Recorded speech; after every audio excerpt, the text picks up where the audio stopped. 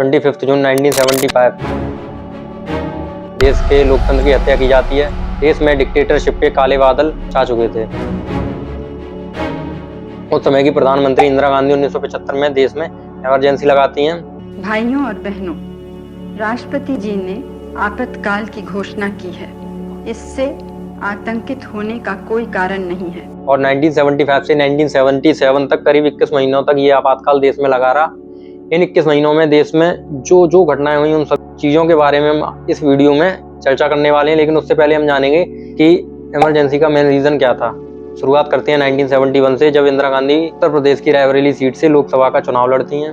विपक्ष में राजनारायण जी होते हैं। चुनाव के परिणाम आते हैं और इंदिरा गांधी 1300 वोटों से जीत जाती हैं। उसके पश्चात ही राजनारायण जो हैं इंदिरा गांधी पे हाई कोर्ट में मुकदमा डालते हैं। इस मुकदमे का जो कारण था वो था इंदिरा गांधी द्वारा चुनाव के दौरान किया गया आचार संहिता का 2 बार उल्लंघन। केस की सुनवाई कर रहे थे जस्टिस सिन्हा, जो कि उस समय के बहुत स्ट्रिक्ट जज माने जाते थे। फिर भी सभी लोगों के मन में एक सवाल तो था कि क्या उस समय की वर्तमान प्रधानमंत्री जो कि इंदिरा गांधी थी, उनके खिलाफ ये फैसला सुना पाएंगे या नहीं सुना पाएंगे। केस की कार्रवाई चलती है।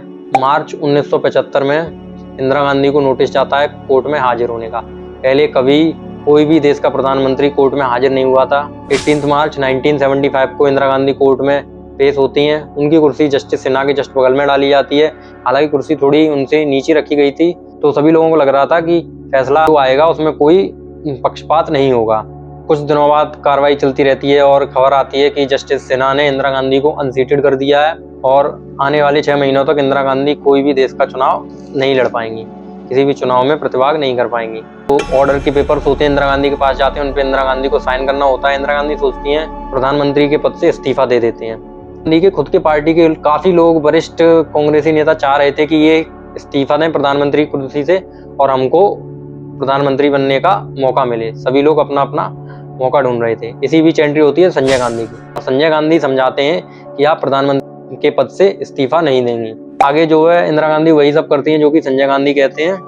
संजय गांधी के कहने पर सारी चीजें फिर आगे चलने लगी थी। ये जो सारी चीजें कोर्ट में मुकदमा वगैरह हुआ, इन सबके बीच जस्टिस सिन्हा को कांग्रेस के लोगों के द्वारा खरीदने का कई बार प्रयास किया गया, रिश्वत देकर और भी तरीकों से।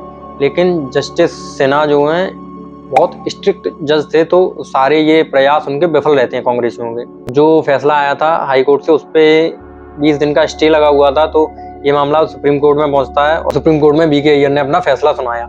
25 जून 1975 को रामलीला मैदान में पूरा विपक्ष एक साथ इकट्ठा होता है और एक विशाल रैली होती है। रैली का नेतृत्व कर रहे थे जेपी नारायण। जेपी नारायण उस समय के बहुत कद्दावर नेता माने जाते थे। जेपी नारायण जी ने कहा कि अगर कोर्ट के आदेश के बाद भी प्रधानमंत्री पद से इंदिरा गांधी इस्तीफा नहीं देती हैं तो हम प्रधानमंत्री आवास का घेराव करेंगे। शाम करीब 7 बजे संजय गांधी, उस समय के गृह राज्य मंत्री ओम मेहता, हरियाणा के मुख्यमंत्री बंसीलाल जी, ये सारे लोग विपक्ष का मुंह बंद करने में बिजी थे और विपक्ष को कैसे जवाब दें इन सब चीज़ों के बारे में लगे हुए थे।